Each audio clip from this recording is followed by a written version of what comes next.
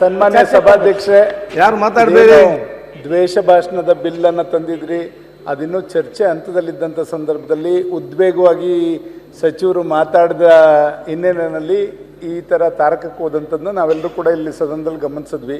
ಆದ್ದರಿಂದ ಇದು ಸತ್ಸಂಪ್ರದಾಯ ಅಲ್ಲ. ಒಂದು ಒಳ್ಳೆ ರೀತಿಯಲ್ಲಿ ತಾವು ಕರೆದು ಎಲ್ಲಾರನ್ನೂ ಕೂಡ ಚರ್ಚೆ ಮಾಡಬೇಕು. ಯಾಕೆ ಅಂದರೆ ಇದು ನಮ್ಮ ಹಾಸ್ಯ ಇರ್ಬೋದು, ಕಲೆ ಇರ್ಬೋದು, ಸಂಸ್ಕೃತಿ ಇರ್ಬೋದು, ಚಟಾಕಿಗಳು ಆರಿಸ್ತಕ್ಕಂಥದ್ದು ಇರ್ಬೋದು, ಪತ್ರಿಕೆಗಳಲ್ಲಿ ಬರ್ತಕ್ಕಂಥ ಹಲವಾರು ವಿಷಯಗಳಿರ್ತವೆ. ಅದೇನಾಗುತ್ತೆ, ಸಮಾಜವನ್ನು ತಿದ್ದ ನಿಟ್ಟಿನಲ್ಲಿ, ಸರ್ಕಾರವನ್ನು ಎಚ್ಚರಿಸೋ ನಿಟ್ಟಿನಲ್ಲಿ ಪತ್ರಿಕೆಗಳಲ್ಲೂ ಬರ್ಬೋದು, ಮತ್ತು ನಾವು ಕೂಡ ಮಾತಾಡುವಂಥ ಸಂದರ್ಭದಲ್ಲಿ ವಿರೋಧ ಪಕ್ಷದವ್ರು ಇರ್ಬೋದು, ಆಡಳಿತದಲ್ಲಿರ್ಬೋದು, ಸರ್ಕಾರ ನಡೆಸ್ತಂತಾರೆ. ಇವತ್ತು ನೀವು ಉದಾಹರಣೆಗೆ ಗೃಹ ಸಚಿವರು ಇಲ್ಲೇ ಇದ್ದಾರೆ. ನೀವು ಪೊಲೀಸ್ ಸ್ಟೇಷನ್ಗೆ ಹೋದರೆ ಗೌರವಯುತವಾಗಿ ಸಾರ್ ಅಂತ ಕರೀತಾರಪ್ಪ, ಸಬ್ ಇನ್ಸ್ಪೆಕ್ಟರ್ಗಳೇ ಆಗಲಿ ಇವರೇ ಆಗಲಿ, ಅವ್ರು ಮಾತಾಡೋ ರೀತಿ ದಾಟಿ ಏನಿರ್ತದೆ ಅದನ್ನು ಸರಿಪಡಿಸೋದಕ್ಕೆ ಏನು ತಂದಿದ್ದಾರೆ, ಅದೆಲ್ಲದೂ ಕೂಡ ಇದರಲ್ಲಿ ಚರ್ಚೆ ಆಗಬೇಕು ಅಂತಕ್ಕಂಥದ್ದು ನನ್ನ ಒಂದು ವಾದ ಇತ್ತು. ಜೊತೆಗೆ ಇಲ್ಲಿ ಈ ಉತ್ತರ ಕರ್ನಾಟಕದವ್ರನ್ನ ನೀವು ಸಾಮಾನ್ಯವಾಗಿ ನೋಡ್ತಾ ಇರ್ತೀರಿ, ಅವ್ರ ಭಾಷೆ ಬಳಸ್ತಕ್ಕಂಥ ನಾಡ ಭಾಷೆ ಹೇಗಿದೆ, ಎಲ್ಲದಕ್ಕೂ ಕೂಡ ಮಗ ಅಂಥ ಮಗ ಇಂಥ ಮಗ ಅಂತ ಮಾತಾಡೋದು. ನೆನ್ನೆ ನಮ್ಮ ಸಂತೋಷ್ ಲಾಡೆ ಮಾತಾಡಿದಂಥದ್ದು ನಾವು ನೋಡಿದ್ದೇವೆ. ನಮ್ಮ ವಾಸಣ್ಣ, ಗುಬ್ಬಿ ವಾಸಣ್ಣ ಇವರೆಲ್ಲ ಒಳ್ಳೆ ಸಂಸ್ಕೃತಿ ಮಾತಾಡ್ತಕ್ಕಂಥದ್ದು ನಾವು ನೋಡಿದಾಗ ಇದೆಲ್ಲದಕ್ಕೂ ನಾವು ಕಡಿಮೆ ಒಂದು ಬಿಲ್ ಮತ್ತೆ ಮರುಪರಿಶೀಲನೆ ಮಾಡಲಿಕ್ಕೆ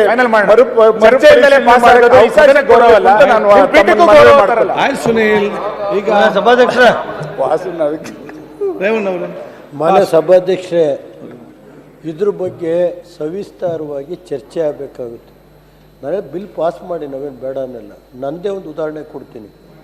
ನನ್ನ ಮೇಲೆ ಯಾವುದೇ ದಾಖಲೆ ಇಲ್ಲದೆ ಬೆಂಗಳೂರಿನಲ್ಲಿ ಕೇಸ್ ರಿಜಿಸ್ಟರ್ ಮಾಡಿ ಇವತ್ತು ಯಾವ ರೀತಿ ನಡೀತಾ ಇದೆ ಅನ್ನೋದನ್ನ ನೀವು ನೋಡಬೇಕು. ನನ್ನ 6 ಬಾರಿ ಶಾಸಕನಾಗಿದ್ದೀನಿ.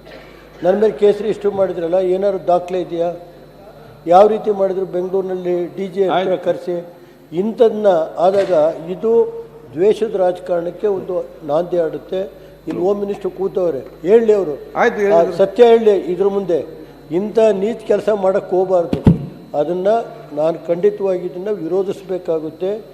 ಒಬ್ಬ ಶಾಸಕನ ಹಕ್ಕನ್ನು ಕೇಳುವಂಥ ಸನ್ನಿವೇಶ ಇದೆ.